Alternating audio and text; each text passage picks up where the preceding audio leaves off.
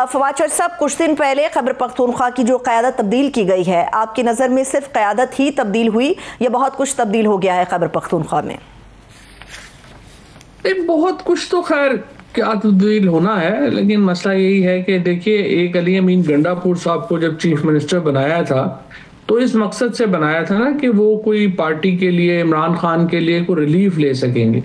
अब रिलीफ लेने के दो ही तरीके थे, या तो वो एंगेजमेंट में उनकी कामयाब होती और एंगेजमेंट के जरिए रिलीफ मिलता, या अगर एंगेजमेंट नहीं हो रही तो वो फिर कोई चैलेंज खड़ा कर पाते वफाकी हुकूमत के, जिससे वो एंगेजमेंट पे मजबूर होती।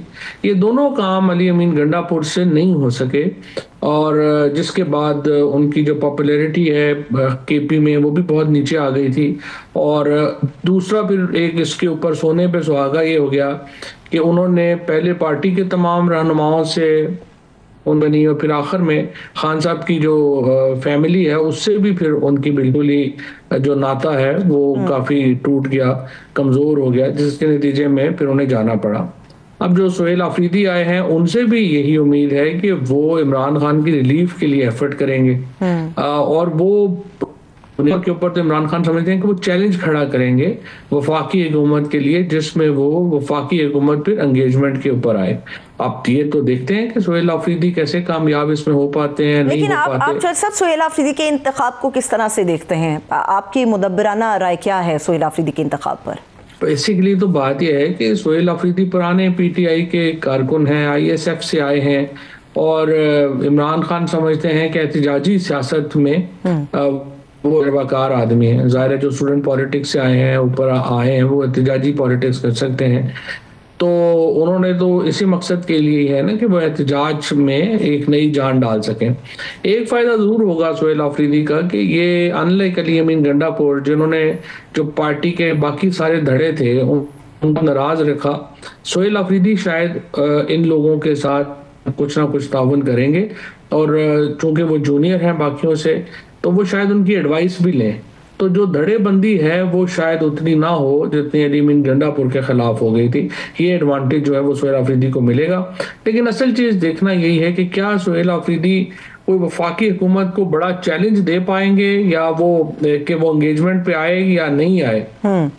असल तो जो मरहला है ना वो तो ये है। अब वो जाहिर है इसके लिए उन्हें कुछ वक्त तो देना पड़ेगा। ठीक है, लेकिन चर्च साहब आप भी जानते हैं अच्छी तरह से कि खान साहब के साथ मुलाकातें हो जाना इतना आसान नहीं है, इतना बिल्कुल सहल नहीं है कि जितना समझा जा रहा है। लेकिन सोहेल आफरीदी तो कोई अगला कदम भी उठाने को तैयार नहीं है जब तक इमरान खान साहब से मुलाकात ना हो। तो ऐसी सूरत में वो किस तरह से फैसले ले पाएंगे? नहीं तो वो तो जाहिर है कि देखिए ना, उन्होंने लगाया क्यों, उन्होंने इसीलिए लगाया ना कि फैसले तो इमरान खान ने करने हैं, मैंडेट भी इमरान खान का है। अब ये तो ज्यादती है ना कि आप कहें कि इमरान खान मुलाकात ही आप ना करने दें सूबे के चीफ मिनिस्टर को। मुझे तो ये भी बहुत बुरी बात लगी है कि सूबे का वज़ीर आला जो है उसको जमानत कबल गिरफ्तारी एक जज के सामने जो है वो पेश होना पड़ा है। यानी जिस आदमी के पास करोड़ों लोगों का मैंडेट है वो एक नाम के सामने पेश होकर कह रहे जी मुझे आप जो है वो दें, जमानत दें कि मैं वहां पे जाऊँ। को थोड़ा इज्जत एहतराम भी रखना चाहिए। वफाकी हुकूमत में शहबाज शरीफ साहब ने अच्छा किया जो उनको कॉल की, लेकिन बाकी इकदाम भी लेने चाहिए थे। अगर उन्होंने मुलाकात का कहा था तो क्या क़यामत आ जाती अगर वफाकी हुकूमत जो है वो मुलाकात करा देती।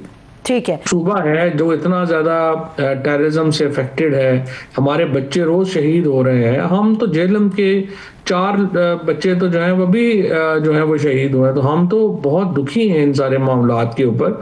और इसके ऊपर वफाकी हुकूमत को चाहिए कि उनको अपने साथ लेके चलें। ठीक है, लेकिन ये उसूली हक तो उनका है। अब वफाकी हुकूमत ने भी तो उनको दावत दी थी चौधरी साहब कि वो जो बड़ा अहम इजलास आज हुआ, वज़ीर-ए-आज़म शहबाज शरीफ साहब वहाँ पर आए, तमाम CMs वहाँ पर मौजूद थे, फील्ड मार्शल साहब वहाँ पर मौजूद थे, मगर सोहेल आफरीदी साहब ने वहाँ पर ना जाने का जो फैसला किया, बेसिकली तो उन्हें सूबे के अवाम को देखना चाहिए था, सूबे के फैसलों को देखना चाहिए था। आपकी नज़र में ये फैसला दुरुस्त था कि अपनी जगह पर मुज़म्मिल असलम साहब को भेज देना और ख़ुद वहाँ पर अदम शमूलियत करना, ये एक दुरुस्त और दानिशमंदाना फैसला था? देखिए, पहली बात तो ये है कि वो क्या कहें जाके वहाँ पे, जब वो इमरान खान से आपने उनकी मुलाकात ही नहीं होने दी, वो मौक़िफ़ क्या ले वहाँ पे। सवाल तो ये है ना। तो वाकई हुकूमत, जब आप इमरान खान को जो सबसे बड़े स्टेक होल्डर हैं खैबर पख्तूनख्वा के, आप उनसे मुलाकात ही नहीं होने दे रहे, उनको इंस्ट्रक्शंस ही नहीं पास कर पा रहे, तो मुझे आप बताएं वो चीफ मिनिस्टर वहां पे जाके क्या जो है वो मौकफ जो है वो लेगा। ये पहले अली अमीन गंडापुर को भी नाकाम किया वफाकी हुकूमत ने जानबूझ के इस तरह करके, और अब जाहिर है वो चाहते हैं सोहेल अफरीदी भी नाकाम हो। अब ये सोहेल बहरहाल ये सोचना पड़ेगा कि ये अदालतों से या हुकूमतों से दरखास्तें करके ये मामला नहीं होना, उन्हें अल्टीमेटली एहतजाज ही की पॉलिसी जो है वो उस तरफ जाना पड़ेगा। अब वो कितनी जल्दी और कितने इफेक्टिव बनाते हैं इससे उनका इम्तिहान होगा। ये तो हमें पता ही है कि वफाकी हुकूमत ने और अदालतों से उन्हें कोई रिलीफ नहीं मिली। लेकिन आप चौधरी साहब हमेशा से, मुझे याद है जब भी हमारे प्रोग्राम में तशरीफ लेकर आए आपने तब ये बात की कि सड़कों पर आकर पाकिस्तान तहरीक इंसाफ ने क्या हासिल कर लिया। पिछले 2-2.5 सालों के साथ सड़कों पर है मगर हासिल कुछ नहीं हुआ, मां सिवाय इसके कि एतमाद का फुकदान हो गया विफाक और सूबाई हुकूमत के दरमियान। अभी भी सड़कों पर आना ही आखिरी ऑप्शन है या कुछ दरमियानी रास्ता निकाल के पार्लियामेंट का रास्ता हमवार करना चाहिए? लेकिन उसके लिए वफाकी हुकूमत और हमारे जो हुक्मरान हैं वो फ्रेंकली तैयार नहीं है। और अगर आप सारा कॉन्डक्ट देखें अभी तक का, वो यही है कि अमेरिका से हमारे अच्छे ताल्लुकात हैं, सऊदी अरेबिया में हमारे साथ, हमें क्या जरूरत है पाकिस्तान के लोगों को मुंह लगाने की। तो एक एटीट्यूड है ना, स्नॉब एटीट्यूड, और बस हम देख लेंगे।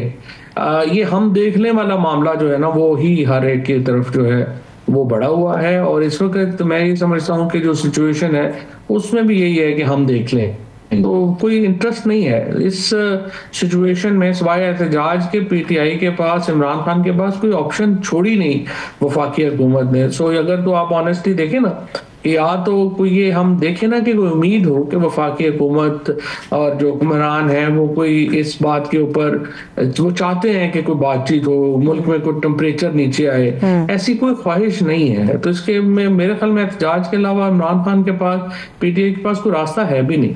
ठीक है, लेकिन एहतजाज के हवाले से जो स्ट्रैटेजी इस वक्त हमें फेडरल गवर्नमेंट की नज़र आती है, निचली बुनियादों पे एहतजाज को किस तरह से ट्रीट किया जा रहा है, उसके बाद भी आपके नज़दीक क्या यही हल है? नहीं, वो तो फिर तरीके हैं एहतजाज के। जेयूआई और पीटीआई अगर इकट्ठे हो जाते तो मामला बिल्कुल और होना था, वो नहीं उन्होंने किया। वो तो फिर एहतजाज की एक तहरीक की नाकामियों का एक है ना कि वो क्यों नाकाम हो रही है, और जो आपने लोगों का खौफ खत्म करना है तो उस खौफ को खत्म करने के लिए आपने इकदाम किए हैं। तो इस वक्त जो पीटीआई की मुश्किलात हैं, ये तो एक बड़ी स्ट्रैटेजी है ना कि आपने एहतजाज करना है। अब कैसे करना है आप देखें ना, पीटीआई की सारी जो इस वक्त डिसीजन मेकिंग है वो बहुत इमेच्योर है। आप उनको उठा के देख लें कि जिस तरह से सुप्रीम कोर्ट बार के इलेक्शन हुए हैं, तो बार्स में जो पीटीआई की लीडरशिप है सारे के सारे वकील हैं, लेकिन आप देखिए वो इतनी बुरी तरह हर इलेक्शन हारते हैं। और ये भी बिल्कुल एक अहमकाना बात है कि वो प्लॉटों पे वोट दे दिए, आप सारे वकीलों को फिर ये कहना शुरू कर दें कि नहीं वो तो सारे प्लॉटों पे बिक जाते हैं। ऐसे नहीं है। अली अमीन गंडापुर ने 45 करोड़ रुपया को दिया था, तो आप क्यों नहीं उससे जो है वो फायदा उठा सके। इमरान खान ने अनफॉर्चुनेटली इतनी सतही लीडरशिप वकीलों में भी और तरीके इंसाफ के ऊपर भी अपने फैसलों से मुसल्लत की है, जिनकी देखिए कोई हैसियत नहीं है। वो सारे सिर्फ अब कल भी आप देखें कि सलमान राजा और मशाल, ये जो मिले खान साहब को ये यही कह रहे थे कि एडवाइजरी कमेटी बना दें और हम चला लें केपी। हमें देखिए ना जिस तरह के लालची और हिरस ज़्यादा लोगों के ऊपर, जिनका मकसद सिर्फ, ज्यादातर लोगों का मकसद सिर्फ यह है कि इमरान खान जेल में रहें और हम ओहदों पे रहें, तो कैसे आपका पार्टी कामयाब कर सकते हैं। सो ये तो एक इमरान खान ने इन लोगों को पार्टी दे दी है।